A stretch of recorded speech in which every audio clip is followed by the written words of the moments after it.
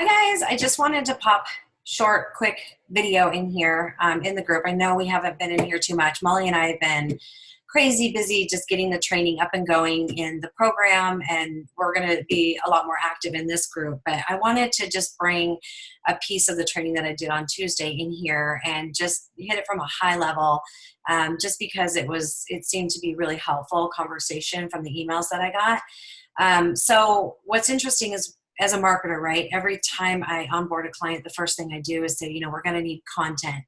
And there's typically oh my goodness, like I don't even know where to start conversation. And what's interesting is once we start that process, there's usually an abundance of content right there at their fingertips.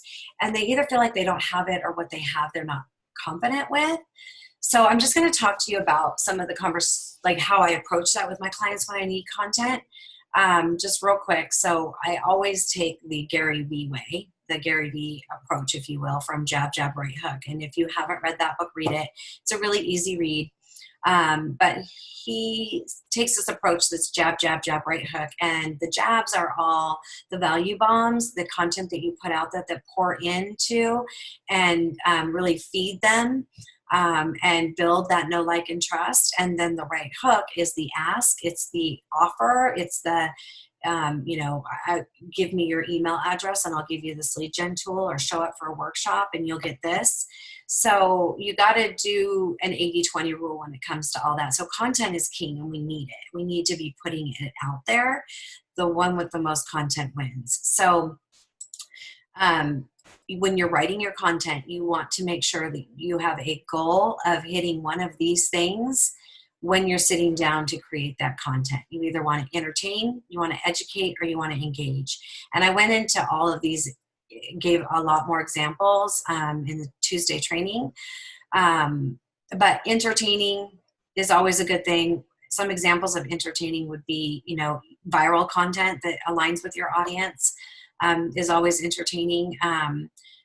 Viral content's great because, and major influencers do this because it's already performed before and it's going to perform again. But like memes, that sort of thing, things that will keep them entertained. I can't tell you how much content I was able to pull from, I think it was the Golden Globes that we just had, that I was able to pull and put into some of my clients' social in the legal space. And it's tricky to entertain in the legal space. So you have to be creative, and you just have to think of stuff that will align with your target market.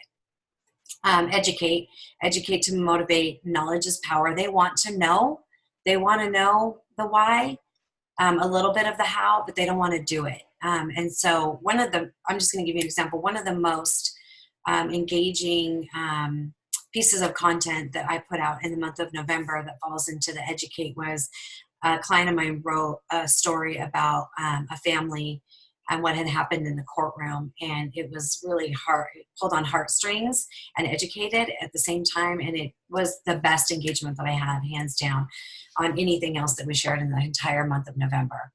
And then engage. So think of themes when you do this.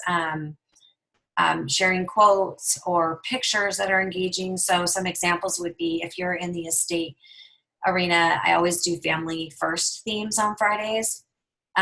Divorce attorneys, like targeting the moms, like the moms that are out there doing it with kids, the single moms, the single dads that are out there working and juggling and, still, raising kids.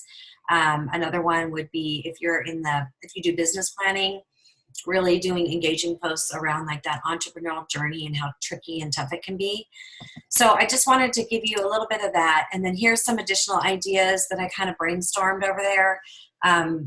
Think about the questions that you get asked when you're in the conference room. What's the number one thing that people ask you when you sit down and you do a discovery call or an initial consultation and just blog about it? Ask your team what questions they get asked when the phone's ringing. Create time in your marketing agenda to talk about the topics that come up over the past week that you could create content around. Set up a Google alert. Set up a Google alert for your practice area.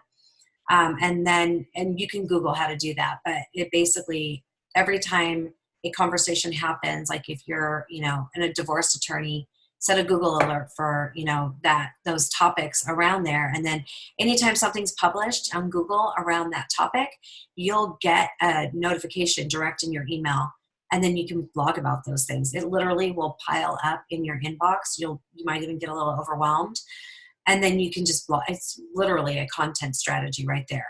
Hack your competitors. Know who your competition is. If they're blogging, go in and blog about the same things. Literally go in and blog about the same things in the Google arena, in the organic space.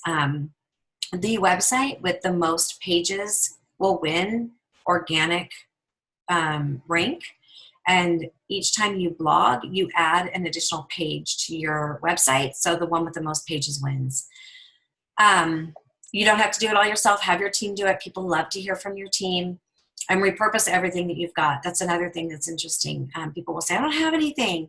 And I'm like, give me your workshop folder that you give when people show up. Give me when people come to an initial consultation, give me the forms that you give them. I have a client I just am now onboarding. I'm like, oh my gosh, we can use pretty much everything that's on your website. A lot of this stuff we could use for blog content.